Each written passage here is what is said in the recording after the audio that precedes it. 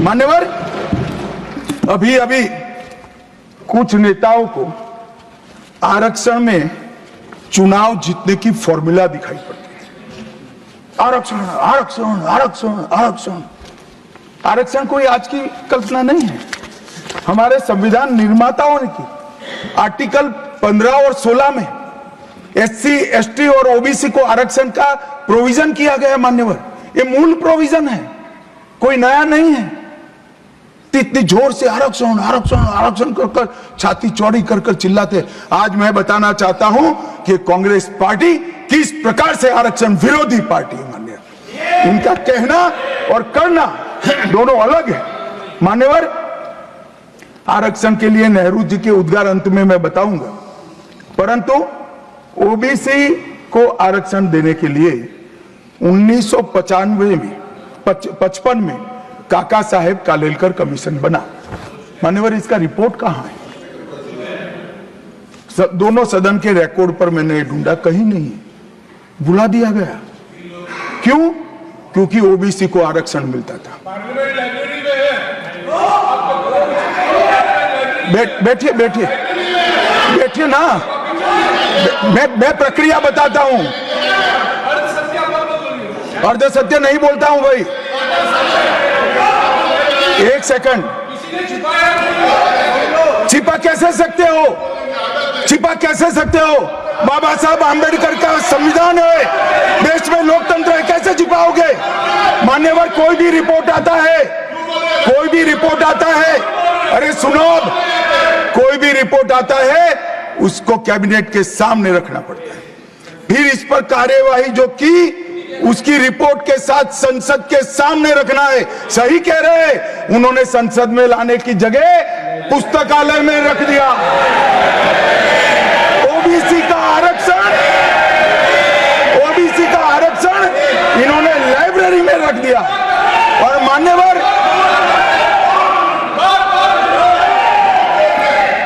मान्यवर, अगर काका साहेब कालेलकर कमीशन का रिपोर्ट स्वीकार कर लिए होते तो 1980 में मंडल कमीशन की रिपोर्ट की जरूरत ना पड़ती।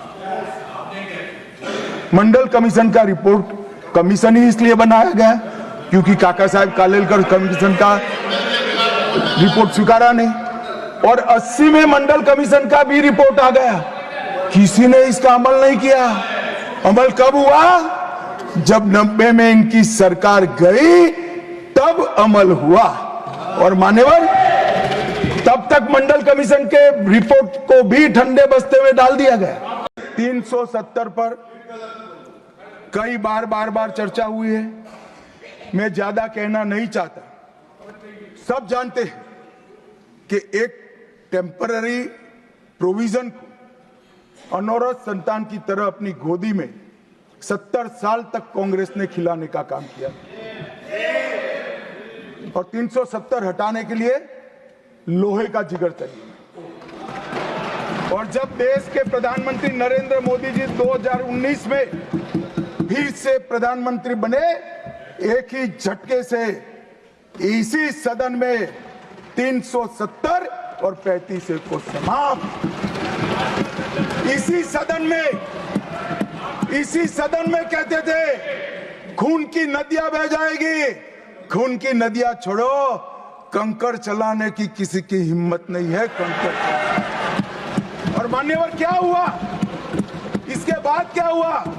35,000 पंचायत के सदस्य आजादी के बाद पहली बार चुनकर आए। 2 करोड़ 11 लाख एक वर्ष में पर्यटक आए। पत्थरबाजी शून्य हो गई। आतंकवादी घटना 92% कम हो गई। एरिया डोमिनेशन बढ़ा। 33 साल के बाद घाटी में थिएटर में रात्रि का शो चल रहा है। 34 साल के बाद ताजिया का जुलूस निकला। पहाड़ी, गुर्जर, बकरवाल और वाल्मीकि को आरक्षण मिला, और घाटी के हर घर पर हर घर तिरंगा अभियान भी चला। श्रीनगर में फॉर्मूला 4 कार रेसिंग हुई।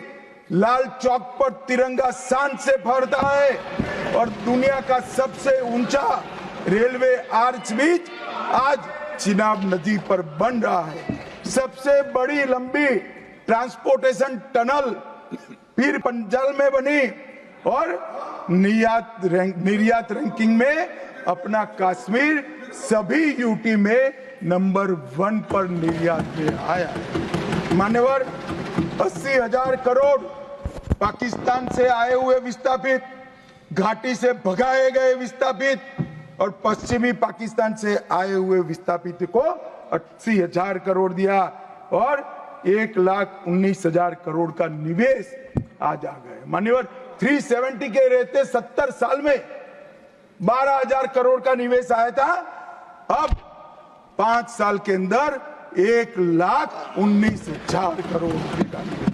G20 के डेलीगेट्स भी वहां गए।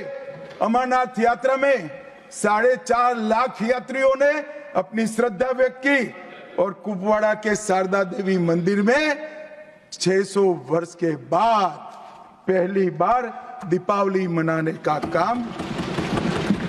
मान्यवर, ये कहते हैं 370 हटाने से क्या हुआ।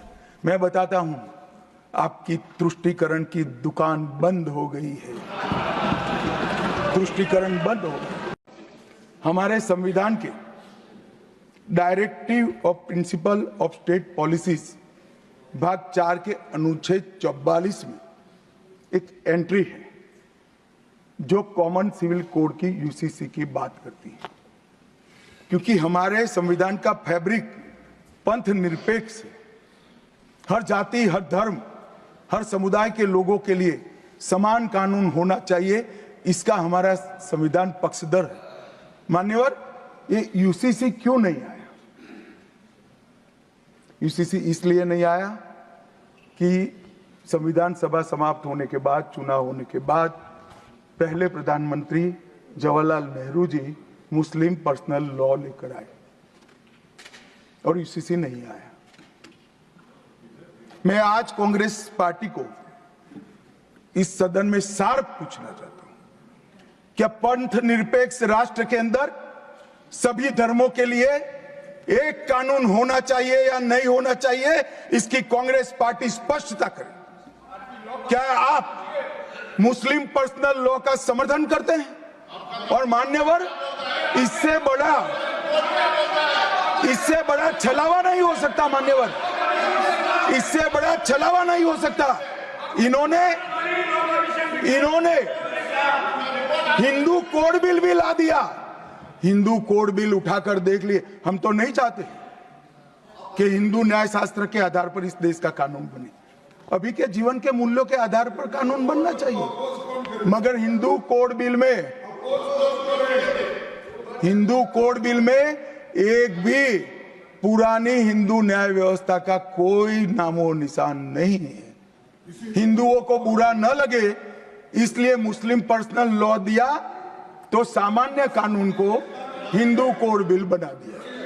मान्यवर, चलो मैं तो कहता हूं कि खड़गे जी और जयराम जी कह रहे हैं कि भाई पर्सनल लॉ का अधिकार मिले तो हमें आपत्ति नहीं है, तो फिर पूरा सरिया लागू करिए।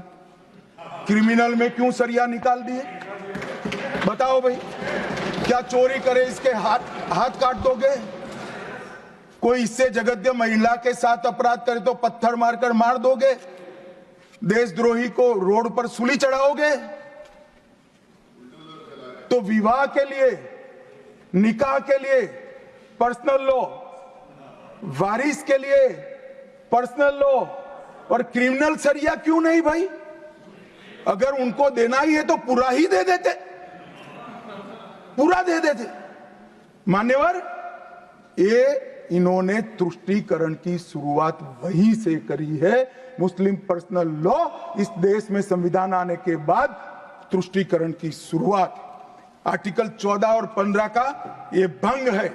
Ambedkar ji, Lohia ji, K M Munshi, H V Kamath, ये सब ने इसका विरोध किया है।